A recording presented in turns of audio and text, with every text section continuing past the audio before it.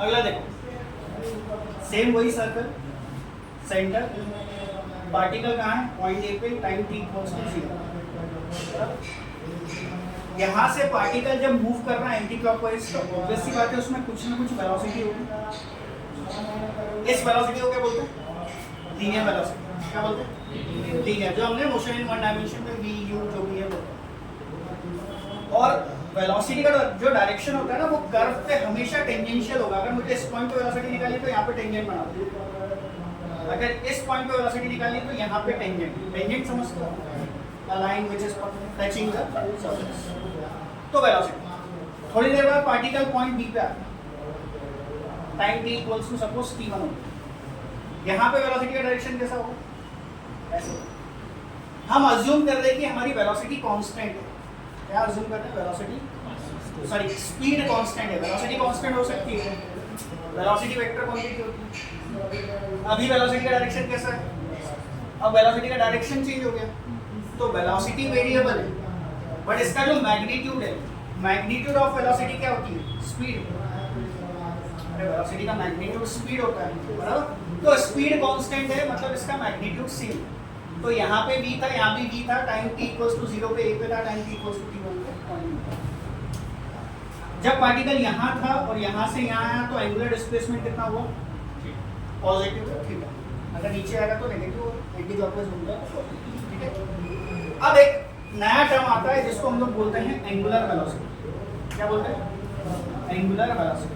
जैसे हमने angular displacement पढ़ा, वैसे ही नया टर्म क्या होगा, एंगुलर वेलोसिटी।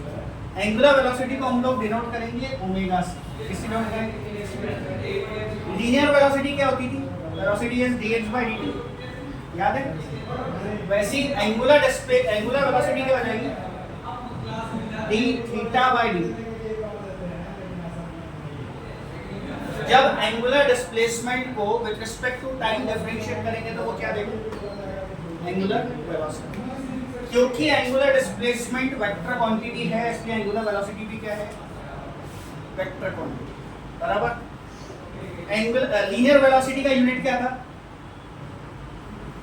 मीटर पर सेकंड। मीटर पर सेकंड कैसे आया था, डिस्प्लेसमेंट का मीटर, टाइम का सेकंड। यहाँ पे थीटा का यूनिट क्या है, रेडियन, और टाइम का क्या है, तो इसका यूनिट क्या हो जाएगा, रेडियन पर सेकंड।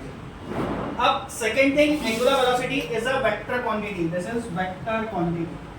अगर वेक्टर क्वांटिटी है मतलब क्या होना चाहिए, डायरेक्शन। अगेन इसका डायरेक्शन हम राइट हैंड थंब रूल से निकालेंगे। अगर मेरा पार्टिकल एंटी क्लॉकवाइज मूव हो रहा है तो थंब किधर आ रहा है, आउटवर्ड, तो डायरेक्शन क्या हो जाएगा, आउटवर्ड। तो इस सिचुएशन में एंगुलर वेलोसिटी इज, अगर क्लॉकवाइज मूव करता है तो किधर होता, समझ गए, कोई दिक्कत, कोई डाउट, एंगुलर वेलोसिटी क्लियर है। एक और रिलेशन आता है कि what is the relation between angular velocity and linear velocity. Relation between linear velocity and angular velocity. और ये रिलेशन आपको ध्यान रखना है कि v is equals to r into omega. v is equals to r into omega. यहाँ पे r क्या है, अच्छा रिलेशन आया कैसे, ध्यान से देखो। एक फॉर्मूला तुमने पढ़ा था, ये आर्क है, मैं थोड़ी देर के लिए अज्यूम कर लेता हूँ मेरी आर्क लेंथ जो है वो s है, कितनी है, s आर्क लेंथ। तो ये फॉर्मूला पढ़ा है क्या, s equals to r into theta, s is equals to r into theta. ये फॉर्मूला पढ़ा होगा मैथ्स में, ट्रिग्नोमेट्री में स्टार्ट में। s is equals to opposite is equals to r into theta. दोनों को डिफरेंशिएट करना है, ds/dt। r तो कांस्टेंट है ना, रेडियस चेंज हो रहा है क्या टाइम के साथ, तो r as it is. Theta को डिफरेंशिएट किया d theta by ds/dt। Distance है या डिस्प्लेसमेंट है, डिस्टेंस का डिफरेंशिएशन करोगे तो क्या मिलेगा, वेलोसिटी।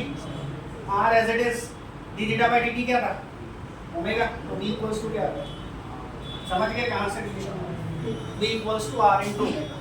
तुमने वेक्टर्स पढ़ा, अगर इसी को वेक्टर्स में क्रॉस प्रोडक्ट में पढ़ोगे तो v is equals to r bar cross omega bar होता है, क्रॉस प्रोडक्ट वेक्टर फॉर्म। ये फॉर्मूला स्केलर फॉर्म में है, ये फॉर्मूला वेक्टर फॉर्म में कि v bar is r bar cross omega, ठीक है, r bar cross omega. Is it clear, clear, कोई डाउट, डायरेक्शन समझ गए, right hand thumb rule, v equals to r into omega समझ गए, omega d theta by dt होता है, unit radian पर सेकंड होता है, वेक्टर क्वांटिटी होती है।